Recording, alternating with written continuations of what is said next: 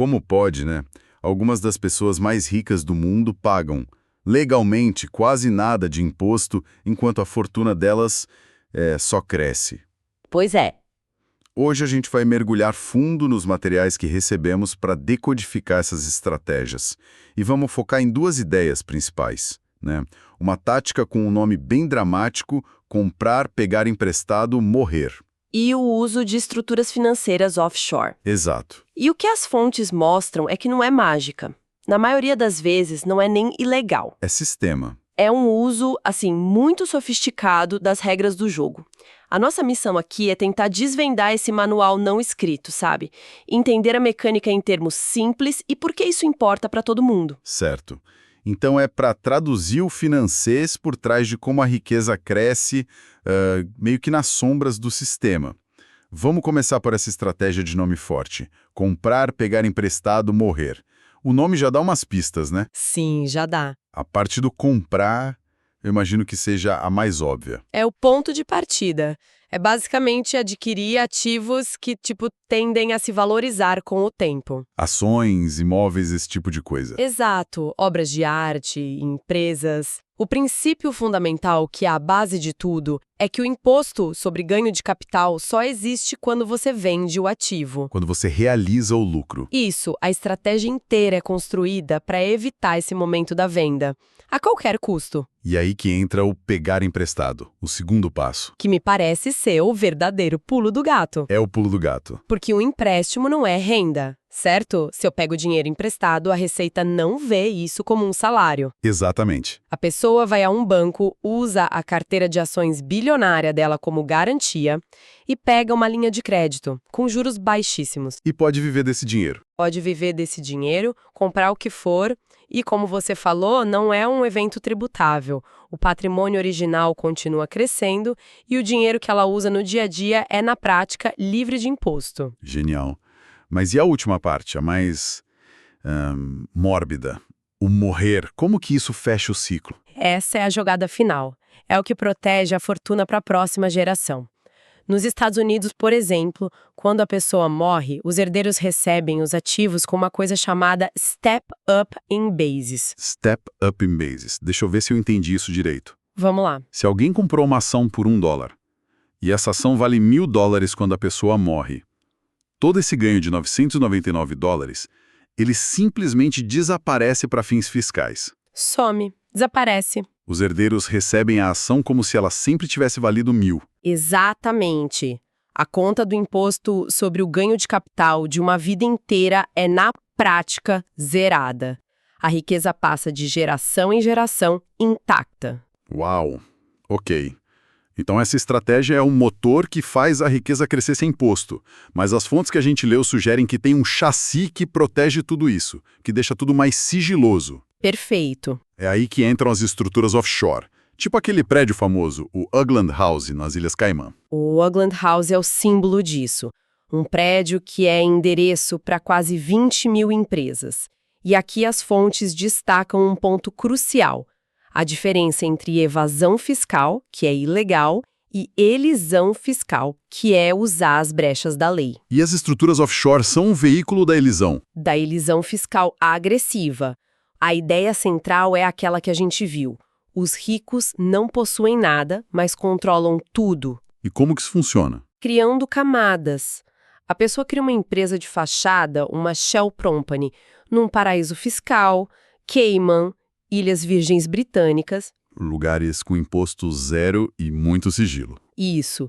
Essa empresa passa a ser a dona legal dos ativos, da mansão, do jato, das ações, e muitas vezes, para adicionar outra camada, o dono dessa empresa é um trust, um fundo em outro país. A propriedade fica tão distante que é quase impossível de rastrear. A teoria é uma coisa, mas é nos exemplos que a escala disso fica absurda. As fontes falam muito do caso da Apple na Irlanda. Parece roteiro de filme. É um caso clássico no mundo corporativo. Por anos, a Apple canalizou a maior parte dos lucros internacionais por subsidiárias na Irlanda. A grande sacada era uma brecha. E aqui está a parte que eu achei inacreditável. Essas empresas não eram consideradas residentes fiscais em lugar nenhum. eram apátridas para o fisco. Como? Era uma peculiaridade legal. Para a Irlanda, a residência era onde a gestão acontecia, que era nos Estados Unidos. Para os Estados Unidos, era onde a empresa foi incorporada, que era na Irlanda. Então elas caíam num limbo. Num limbo fiscal, não deviam imposto significativo em nenhum dos dois países. E o resultado disso foi uma alíquota de 0,005%. Sim, em um dos anos. Isso dá $50 de imposto para cada $1 milhão de lucro. Não é uma alíquota, é um erro de arredondamento. Basicamente. A União Europeia acabou intervindo, chamou de ajuda estatal ilegal e mandou a Apple pagar 13 bilhões de euros. Mas o caso expôs o sistema. E os vazamentos, tipo Panama Papers, Pandora Papers, mostraram que isso não é só para megacorporações, né? De jeito nenhum. Esses vazamentos acenderam a luz num quarto escuro, mostraram a escala global do sistema, com líderes mundiais, celebridades, bilionários... usando o mesmo manual de instruções. O mesmo. Empresas de fachada, trusts. E o mais chocante é que muito do que foi revelado era tecnicamente legal, o que levantou um debate político enorme sobre justiça e desigualdade. O que nos leva a pensar se as leis em si não são um problema, né? As fontes estimam que tem mais de 10 trilhões de dólares nesses centros offshore. É uma economia paralela. Uma economia sombria, que opera com as próprias regras. Ok, vamos para a prática. Como uma pessoa, um indivíduo, usa essa estratégia? As fontes falam de uma ferramenta chamada SBLOC. SBLOC. É a sigla para Securities Based Line of Credit. É o produto financeiro que torna o pegar emprestado uma coisa fácil e eficiente. A analogia da pintura que eu li em um dos artigos é ótima para visualizar isso. Ajuda bastante. É como ter uma pintura valiosíssima em casa. Em vez de vender, eu a uso como garantia num banco para pegar um empréstimo. A pintura continua na minha parede, valorizando, e uso o dinheiro do empréstimo. A carteira de ações é a pintura. É a analogia perfeita. E os bancos adoram, porque a garantia é líquida, é segura. Mas tem uma abordagem ainda mais sofisticada, que uma das fontes chama de double dip. Ah, sim. Foi aqui que a minha cabeça explodiu um pouco. A pessoa não só vive do dinheiro emprestado sem pagar imposto, como também usa esse mesmo dinheiro para gerar mais riqueza em outro lugar. Como assim? É o auge da eficiência. Ela pega o empréstimo contra o ativo 1, que são as ações, para investir no ativo 2, tipo um novo negócio. O objetivo é que o retorno do ativo 2 seja muito maior que os juros do empréstimo. Enquanto isso, o ativo 1 continua lá crescendo. Então ela ganha em duas frentes. Com o fisco totalmente fora da jogada. Exatamente. É o patrimônio trabalhando em dobro. E a estrutura offshore com as empresas entra como uma fortaleza em volta de tudo.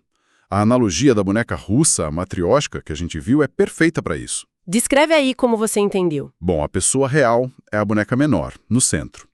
Aí vem uma camada de proteção, o trust. Esse trust é protegido por outra camada, a Shell Company, lá no paraíso fiscal. E os ativos estão dentro da Shell Company. E para um credor ou fisco chegar na pessoa... precisa quebrar múltiplas camadas legais em diferentes países. É quase impossível. Exato. No papel, a pessoa não possui quase nada. Isso nos traz de volta ao ponto-chave. A diferença entre propriedade legal e controle efetivo. O sistema todo explora essa brecha. Então, juntando tudo, temos um sistema global super sofisticado. Qual tem sido a reação? Os governos estão só assistindo? Não, tem uma reação, mas é lenta. É um jogo de gato e rato.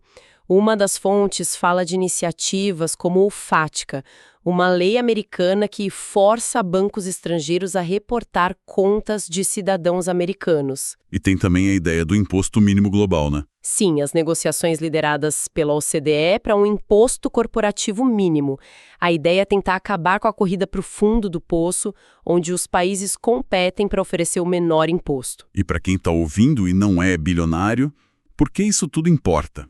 Parece uma realidade tão distante às vezes. Importa por 3 motivos bem concretos. Primeiro, o orçamento público. A receita que não vem dos mais ricos precisa vir de algum lugar. Ou seja, impostos mais altos para a classe média ou menos serviços. Exato. menos dinheiro para saúde, educação e infraestrutura. O segundo ponto é a desigualdade, que só aumenta esse abismo. E o terceiro, que talvez seja o mais corrosivo, é a confiança no sistema. Percepção de que as regras são diferentes para ricos e pobres. Isso corrói a fé nas instituições, na própria ideia de justiça. Certo. Diante de um sistema tão complexo, para quem quer continuar explorando, quais seriam as lacunas de conhecimento a serem preenchidas? As próximas perguntas. Bom, baseado no que a gente viu, duas grandes questões se destacam. A primeira é bem prática. Qual o status real da implementação daquele imposto mínimo global? Quais países ainda resistem? Quais brechas já estão aparecendo? Acompanhar isso é entender se a reforma global é viável. E a segunda parece olhar para o futuro da tecnologia, né? Sim, a segunda lacuna de conhecimento é de que forma as criptomoedas e a blockchain já estão sendo usadas para criar novas versões dessas estratégias offshore. Elas podem operar fora dos sistemas regulatórios atuais, abrindo um capítulo totalmente novo nesse jogo. Certo, então recapitulando. A gente entendeu o como, o motor, comprar, pegar emprestado, morrer, e o chassi de proteção das estruturas offshore. E o porquê?